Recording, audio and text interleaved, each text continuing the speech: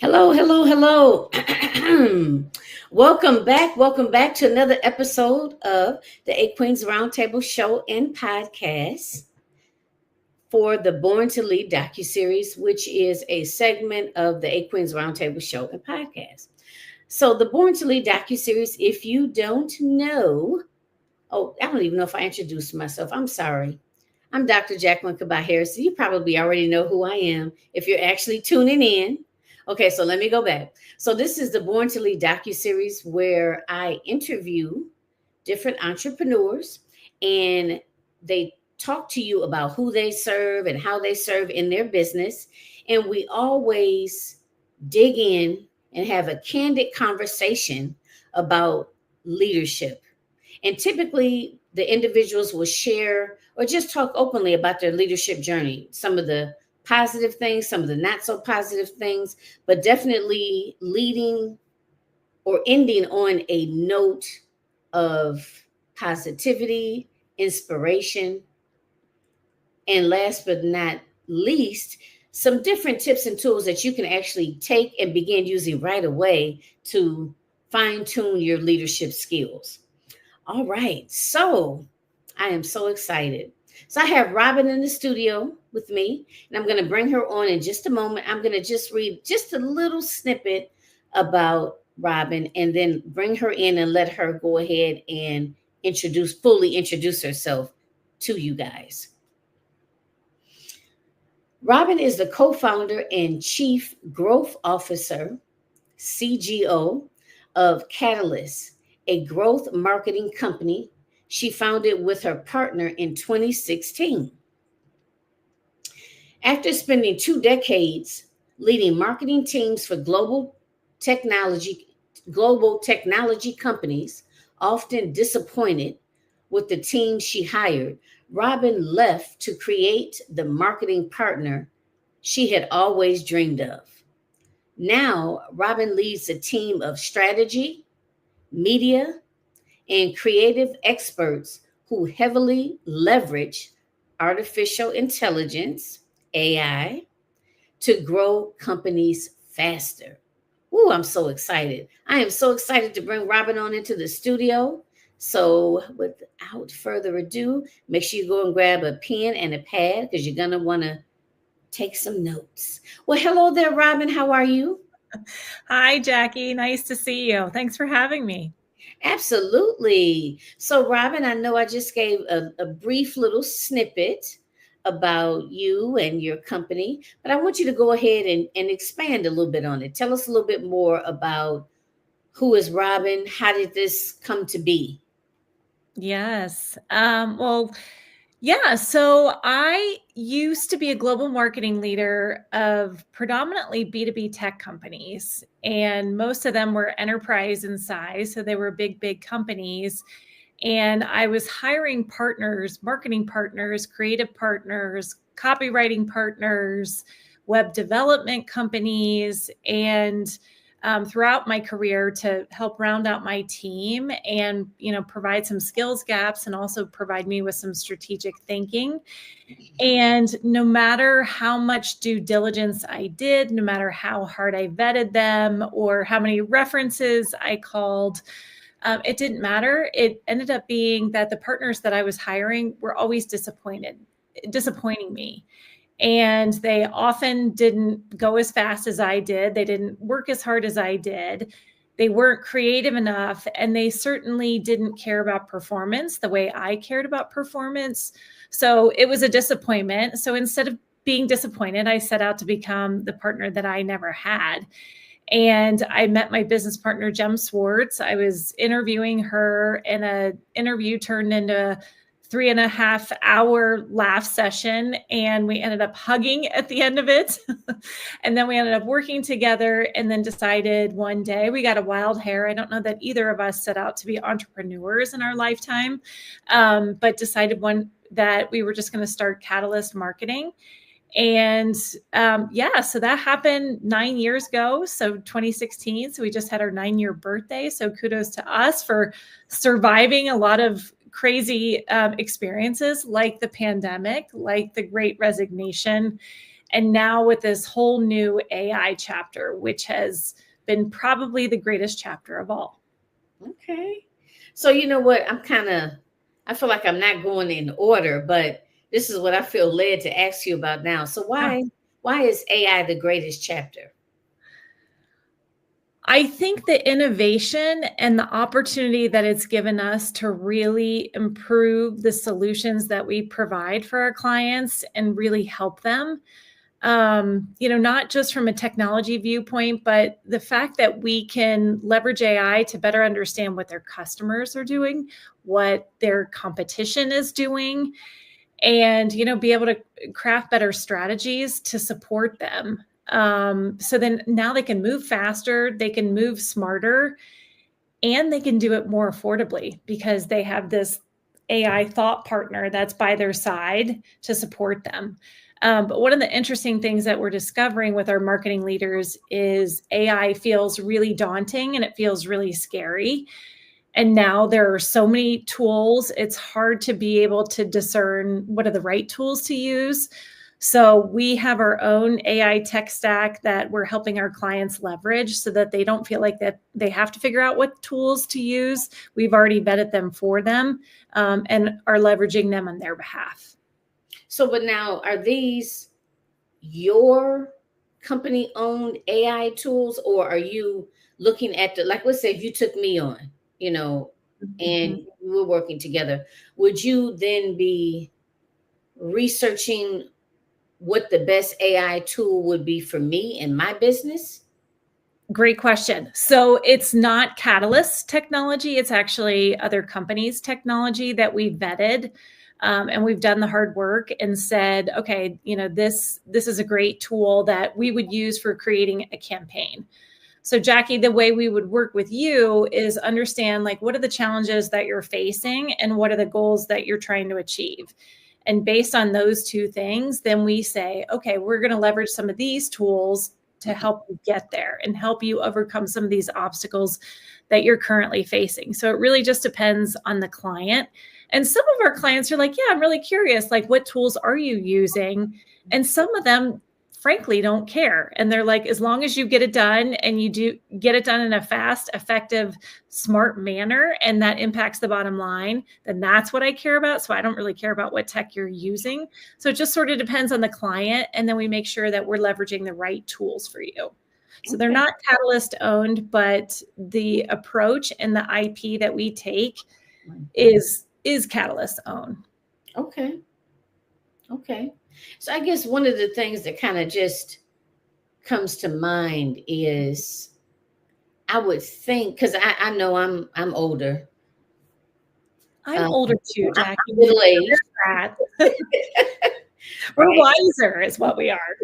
So, but where I'm going with that is I know for me, I would think that, let's say, as a 50 something year old woman in business, Mm-hmm. my response to AI would be a little bit different than, maybe a 30-year-old woman in business. So I guess I'm kind of wondering, like, is some of your work maybe centered around breaking down some of that anxiety around Yes. AI? Because just even, I mean, I'm gonna be honest. I'm kind of, I don't know. It's twofold. I'm amazed and yet somewhat, I don't know if scared is the right word. Maybe Yeah. apprehensive. Maybe apprehensive about Yes. it. You're not alone, Jackie. And I will tell you that the 50 somethings, the 30 somethings are just as apprehensive as the 50 somethings. So Okay. that's where we come in because that's what we were seeing was, people like you and the marketing leaders that we serve were apprehensive and they felt overwhelmed by it. Like, I know I should be using this, but I don't know what to use and I don't know how to use it. And I don't know what's going to be beneficial to me. So we're shepherding you through the process. Like, don't worry. Like, we'll show you how we're using it and how we're helping you. So, I wouldn't worry about, where you stand on it or the fear that's coming with it. It's more like hire a partner like us that says, no, we got it for you. We're managing this currently and can help you with this. Okay. All right. I love it. So the AI pivot has been since, because I know you guys started your business or your company in Mhm. 2016. So when did the AI pivot take place? Yeah, Catalyst has taken on probably two distinct evolutions. Mm. When we first got on the map, we were known for crafting really complex strategic campaigns that were helping marketing leaders at enterprise companies. And so we were known for that campaign architecture. And we were very blessed in that one of our first clients was actually Microsoft.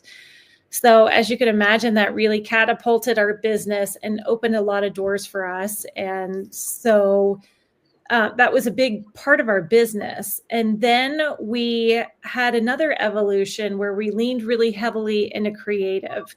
And because one of the things that we were finding was strategy is great, but if you don't have great creative to go with it, then it's hard for the strategies to be effective. So we leaned really heavily into being creative. And what we found over time is that AI was really helping a lot of our clients be more creative. So the emphasis on that was less important. It is still important to be creative, but having the big creative chops just wasn't as important to the business anymore. So, and while we were dabbling in AI, what we were discovering is, oh, wow, this actually makes us really effective. This makes us more creative. And so therefore the pivot back to, really focusing on AI enhanced growth marketing strategies. Okay. Okay. And by the way, evolution is not for the faint of heart. I was just speaking with a young woman the other day who's just embarking on her career. And I was telling her that expect a lot of radical change in your life. Just anticipate that it's going to come and acknowledge it when it gets there and just say, this is okay. Like, I just need to figure out how to embrace this and move through it and adapt. I think every time I saw radical change, it was whether it was happening in the market or in the world, like it was terrifying to me. And I had a little bit of analysis paralysis. And I learned, no, this is just a part of life. And as an entrepreneur, like anticipate that it's going to come and that you're just going to charge right through it. Okay. I like that. Anticipate that it's going to come and you're going to charge right through it. Then Okay. it's not so shocking when it does come. And it's not so paralyzing. Okay. That makes sense. So let's jump into our discussion about leadership. So, Robin, I'll kind of give you the mic for a moment. Where do you want to start us off? I mean, I have a couple of questions, but I'd like to give you an opportunity to tell us in what direction you want to go, as far as talking to us about leadership, your leadership journey, and the nuggets that you have for the audience. Yeah, I have a lot. The first of which is showing up authentically as yourself. I think for a long time, I worked in an industry where I was one of the few women, which was really hard. And so I felt very reserved and very guarded and careful about my words, about my actions, about my approach. And I really wish if I could go back and teach my younger self is stop being afraid and just show up as you. And when you double down on like who you are, like on the inside, you actually are more effective instead of trying to be something or someone else. So showing up authentically. And then the other thing too is, as a women-owned business, this is a challenge. And especially in our industry, less than 1% of marketing companies are owned by women. So we are a teeny, tiny minority. So I think really women helping women is so important. And I look back on my career and there were, women throughout my career that often didn't support me, which is shocking to look back on. So I really feel like it's part of my calling to help and support and coach and really lift women up through this, because it's not easy, especially in industries like the one that I was in, where it was predominantly males. Right. So, well, speaking of that, in terms of helping women and, lifting women up, now your company, do you primarily service women entrepreneurs? We not entrepreneurs, but we do. There's a lot of women in the marketing field, so I would say probably the majority of the people that we support are women. So we like to think of, part of our role is not only helping them achieve the results that they want to achieve, but also help them get that promotion. We want to be the behind the scenes people that are making them look so good that they warrant getting, moving to that next level within their career. Right. Okay. Okay. All right. So let me ask you this. So, I only asked because I heard you mention a couple of times about, women in business and, entrepreneurship. So I figured I would ask. I know that my audience is primarily women. Actually, my audience is probably like 90. Cheers to us. So, all right. So let me. Well, is there anything else that you wanted to mention in reference to leadership? I mean, like right now, or is the floor open for me to jump out there and ask you something? Yeah, I think one last thing is don't be afraid to show your team the mistakes that you're making. And, that humility behind, what, I screwed up. Like, I even had a conversation today where, I said to one of my employees, I'm like, I screwed up and I apologized. And, I don't know that I was coached on that early on. Like, just back to like showing up as authentically you. No, my intentions were this, and clearly that didn't come across that way. And this is what I was hoping to achieve with that. It didn't work, and I'm sorry. So that would be another bit of a nugget of advice that I would give my fellow women entrepreneurs as they're building and leading teams. Okay. I like that. So let me piggyback in terms of showing up authentically. Now that comes up often in, when I interview different women, and even not necessarily even for this particular docuseries, just in general. Do you find that a lot of women don't show up authentically? Yes. And I think they hold back when, if you're thinking something, go ahead and say it. Like, it's, so much as we worry about the words that we're going to use. And yeah, I mean, one of the things that both my partner and I, coach our team members on is like, be you, state it, be transparent, be open with us. So that if there are problems that we need to resolve, we can work on them quicker. So I do think there's some hesitation, and I've seen it in big corporations. Like, people certainly hold back for fear of getting fired or fear of saying the wrong thing and playing the political game. And, while that, may help you in the moment, like longer term, like, people respect the fact that you spoke in your mind and said the thing that was troubling you. Right. Yeah, I agree. I completely agree. And you don't have to pretend to know everything either, or it's best that you don't. Yes. You don't know everything. We none of us do. Yes. And I think simply saying, especially if you're talking to somebody who you don't know well, you can always say, I don't know the answer to that. Actually, let me get back to you. Like, people don't expect you to know everything. I think that's a really great point, Jackie, that I wish I would have learned sooner. Absolutely. And and sometimes I just sit and I think about previous managers or supervisors that I've had, and what do I feel that made it a good working relationship, and what were some of the areas that could stand to be improved.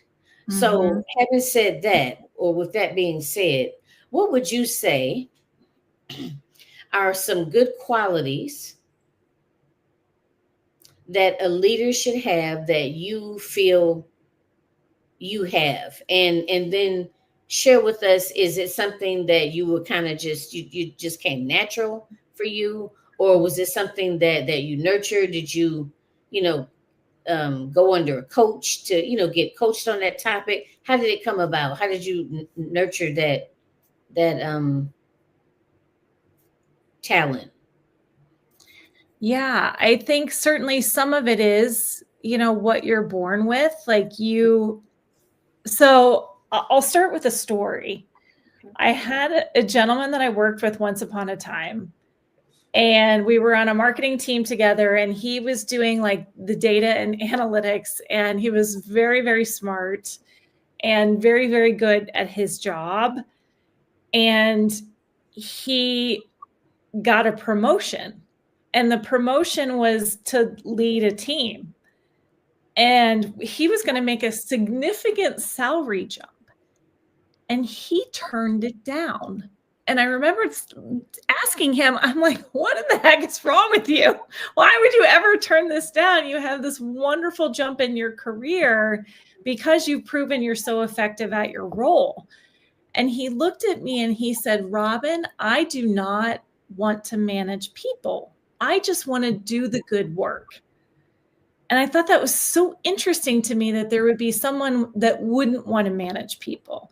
So I think if you're one of those people that doesn't want to do that, like, there is nothing wrong with that. And you can continue being good and effective at your job without managing people. Whereas I was the opposite. I always wanted to, be able to coach a team. And that's probably my most favorite word, is coach. I very much, feel like that's the way both, I manage, as well as my business partner, Jem, manages, our team members. Is we're there to provide advice. We're there to provide support. We're there to provide, not just, support in the workplace, but support in your personal life, because, by the way, those two are pretty closely linked.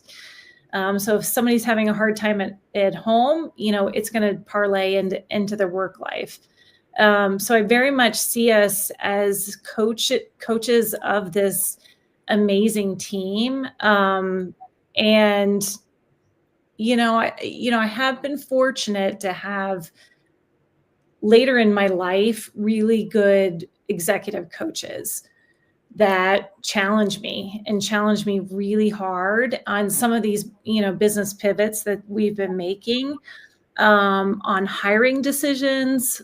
That's been, I think, extraordinarily helpful. What am I not thinking of? And then also somebody to keep you in check. Like, I think my partner and I do a really good job of, like, hey, you may not have handled that really well, or, you know what, you did a great job with that. Like, somebody that's like your hype girl. And then also somebody to poke you in the chest a little bit and say, hey, you know what, you probably didn't handle that the best way you probably could have. Right. I guess it's like when you said that, it makes me just think about building a team. Yeah. And, when you're a leader, or part of, having your company and expanding, is building a team. And it's, how do you go about doing that?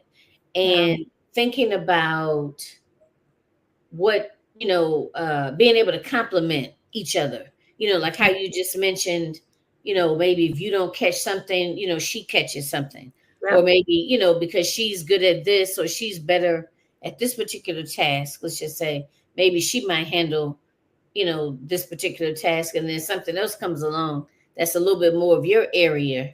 Yes. Then you just, then you handle it, That's funny you say that, because that's very much our partnership. Like, we have deemed, so two of our superpowers. So my business partner, she's exceptional at very difficult conversations.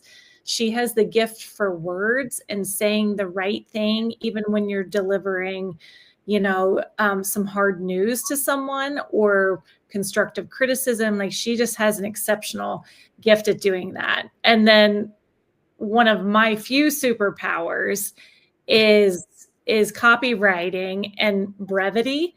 I can take something that's very lengthy and be able to condense it, and although AI has taken that over, but I can, be able to take something and make it very clear and understandable from a written perspective, not so much a speaking perspective. So anyway, yeah, we absolutely complement each other and tag each other in, like, you take care of this because you're really good at this, or you take care of that because you're really good at that. Right. And that's the way, that's the way it should work. And it took me a long time to realize that, because when I would be looking for, and not necessarily, let's just say that step above building a team, like collaborating, because I collaborate all the time. Yeah. And when I would look for individuals to collaborate with, it would be other businesses very similar to mine, and their style would be very similar to mine, meaning that we, had some of the same strengths, and it's like now I've learned that I need to kind of switch it up. I need to look for someone who has a different skill set, in terms of the collaboration piece. And then I'm also, carrying that over into who I select to build my team. Yep. Yep. So, ooh, sorry, everybody. I think it's kind of allergies. My nose is itching. Yeah, allergy season is among us. That's for sure. Oh boy, yes, I would have to get on air and my nose starts itching. It just knows. Right. It just knows. All right. So, okay. So let me ask you this, Robin. Yeah. What would you say? It is just your basic leadership question. You can take it any way you want to. Yeah. Or, yeah. I want to ask you, what lesson, or what is one lesson you wish you had have learned earlier in your career? You may have already touched on it.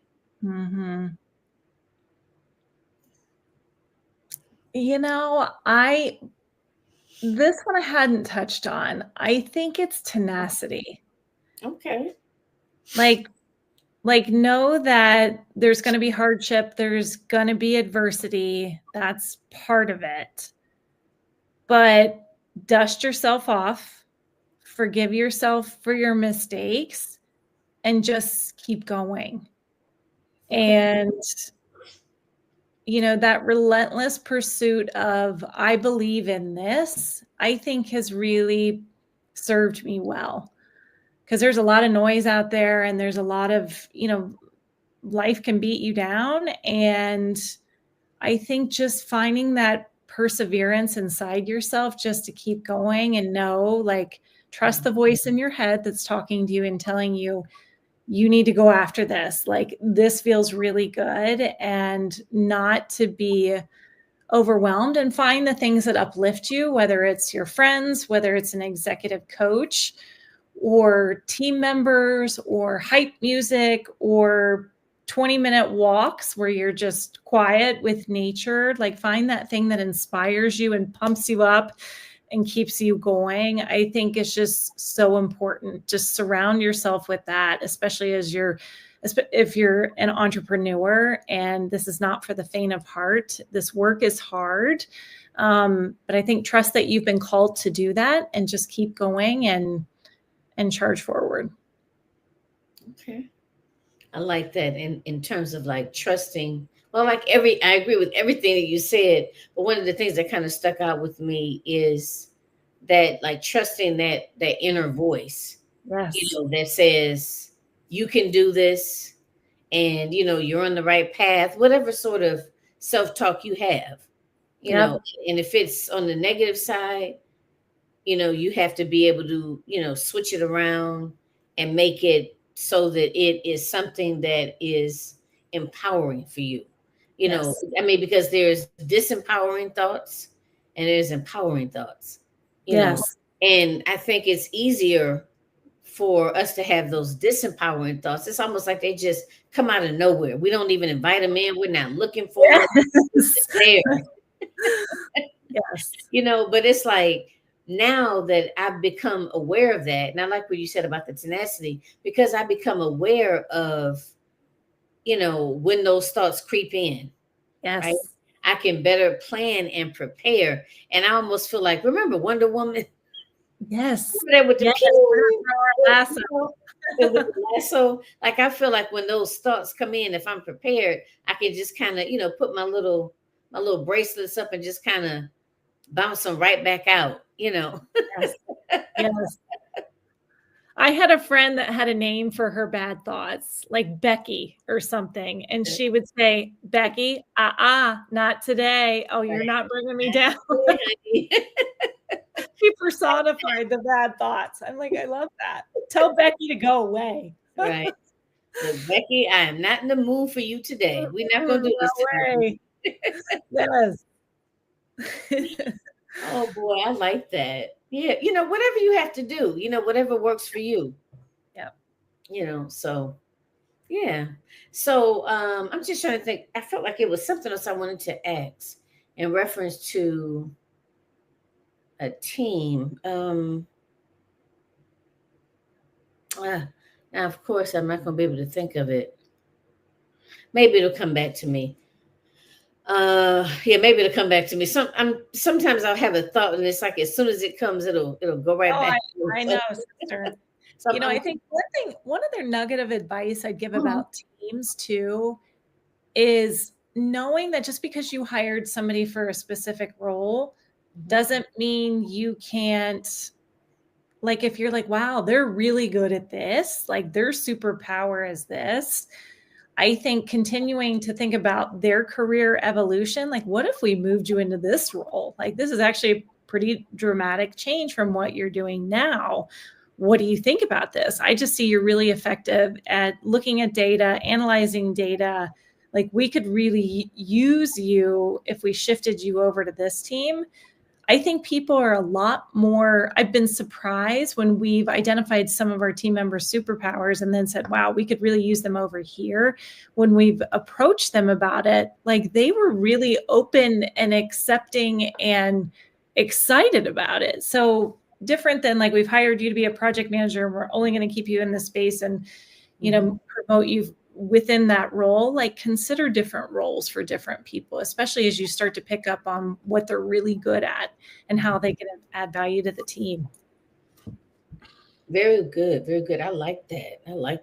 And I guess that also, you have to be flexible, because I would think that sometimes you may think a certain person may be good in a certain role, but maybe you don't know, about their expertise in this area. So, be flexible, take the time to get to know your team and what's important to them, you know, and what motivates them and, all of the above. So, yeah, I agree with that. Yeah. Now, do you guys have a large team? We don't. So we have a team of 15 full-time employees, and then we have a team of contractors and partners that support us that are probably anywhere from 20 to 30 additional people to support us. So Okay. And one last question. Now, do you guys service people online or do you have like a brick and mortar? we used to have a brick and mortar, and then that pandemic thing happened and that kind of imploded that. So our team members are all over the world. In fact, our web developer is in Bulgaria. We have people in Texas and North Carolina, Arkansas, Oregon, California, and then which actually behooves us because we have clients that are all over the world too. So we work remotely and support most people online. On the rare occasion, we get to see our clients in person, which is wonderful. And actually, we flew our whole team in earlier this year for a team meeting to do some strategy work and then just to be able to be together and bond, which was wonderful. So I encourage that if you are remote like we are, like to, find budget to be able to bring everybody together at least once a year. At least once a year. Yeah. Yeah. I agree with that. Because the virtual option has really just kind of taken over and it's so easy. It's so easy. But to be able to make that conscious effort to bring everybody together, I think is awesome. Yes. Yep, I think that's awesome. So we've come to the end of our Born to Lead docuseries interview. So I'm going to ask you, Robin, is there anything else you want to leave the audience with as far as a tip, tool regarding leadership? And then lastly, let them know where they can find you and connect with you. Yes, I think my last tip would be to keep on persevering and quiet those nasty voices in your head that try to prohibit you from, achieving your goals. Keep striving, dust yourself off, forgive yourself, keep going. And the best way to reach me is probably on LinkedIn. So you can find me on LinkedIn. My name is Robin Emiliani. And I do blog frequently. So I have blogs both on my LinkedIn and also on our website, which is catalystmarketing.io. So catalystmarketing.io. Or you can shoot me an email at Robin, ROBIN, at catalystmarketing.io. Okay. Catalystmarketing.io. Okay. Yes. All right. Well, great. Well, thank you so much for being a part of the Born to Lead docuseries. Well, thank you, Jackie, for having me. This was fun. Yeah, I enjoyed talking with you, and I got so much out of it. Great. Yeah. All right. Well, one thing I don't think I asked you, where are you, state-wise? I'm in Denver, Colorado. So You're in Colorado. Catalyst Marketing's headquarters is here in Denver, Colorado. Okay. So you're on Mountain Time, correct? I'm on Mountain Time. Yes. Okay. Okay. All right. Well, thank you so much. Yeah. And thank you all for that joined us for this episode. And make sure you check out all of the other awesome episodes from the Born to Lead docuseries. We are actually streaming, or the A Queens Roundtable show and podcast is streaming on the Realizing Your Potential TV network, which is on platforms such as Amazon Fire TV, Roku TV, Apple TV, Apple Podcasts, and Spotify. And if you are one of those individuals that hang out on your mobile app all the time, we're also in the iOS and the Android app store. So grab the app, check out the content. If you like what you hear, leave us a nice recommendation. We'd love to hear from you. Well, thanks again, everyone, and thank you for your continued support over the years. And if you're interested in being interviewed, reach out to me. I can actually be found I hang out on LinkedIn and Facebook under Dr. Jacqueline Kabah Harrison. And my email is realizing your potential, the numbers 123 at gmail.com. My website is actually under construction now, so I can't give that out. But once that's up and running, I will, let everyone know. So thanks again. And thank you, Robin. It's been a pleasure. Thank you, Jackie. And until next time, everyone. All right. Bye bye now.